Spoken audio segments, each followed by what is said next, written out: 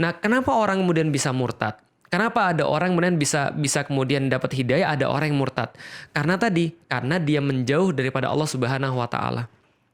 Dan faktor orang tua ini penting sekali. Yang kedua adalah dia mendapatkan referensi-referensi yang gak ada yang menjelaskan pada dia. Yang ketiga, dia kemudian berteman dengan orang-orang yang salah, yang senantiasa menguatkan dia dalam kesalahannya itu. Persis seperti di dalam Al-Quran. Allah katakan, wa minan nasi mayakulu amanna billahi wa bil yaumil akhir wa mahum bimu'minin. Ada orang-orang yang mengatakan dirinya beriman tapi sebenarnya dia tidak. Dia merasa memperbaiki padahal dia merusak. Kan seperti itu sebenarnya. Simpel saja. Nah, karena itulah ada orang-orang yang mulai mempertimbangkan. Karena masuk referensi-referensi yang salah, referensi itu ibarat bahan-bahan makanan teman-teman sekalian. Kalau saya mau masak makanan yang sehat, tapi bahannya masakan-masakan yang nggak sehat, ya nggak bisa dimakan, nggak bisa dimasak, nggak bisa dikombinasi.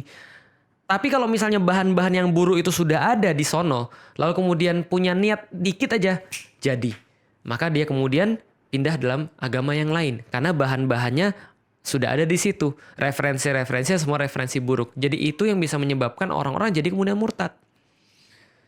Bacaannya bacaan liberal. Pemikirannya pemikiran liberal. Yang di-follow orang-orang liberal. Temen-temennya juga liberal. Ngomongannya untuk apa sih agama? Lihat tuh orang-orang Jepang. Nggak punya agama tapi mereka baik.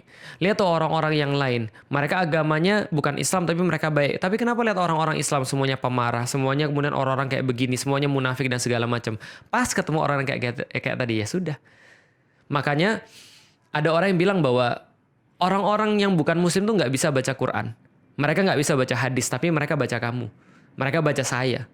Dan saya yakin, saya sadar betul, saya bukan role model di dalam Islam yang baik.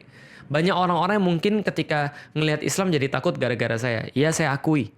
Banyak orang kemudian nggak srek dengan Islam gara-gara saya. Iya, saya akui. Saya sampai sekarang masih belajar untuk jadi role model yang terbaik di dalam Islam. Tapi teman-teman sekalian, yang mau saya kasih tahu adalah kita adalah semua agen di dalam Islam. Kita menunjukkan apa yang kita baca di Al-Quran dan di As-Sunnah. Jadi, kalau ada orang-orang yang kemudian gara-gara akhlak kita, kemudian menimpakan akhlak kita pada Islam, aduh, itu sangat menyesal sekali. Tapi kalau ada orang yang ditunjuki Islam oleh karena akhlak kita, Masya Allah. Berarti Allah menggunakan kita untuk berbicara dengan pembicaraan Al-Quran. Allah menggunakan kita untuk menjadi wakil Al-Quran dan Al-Hadis. Masya Allah, Alhamdulillah.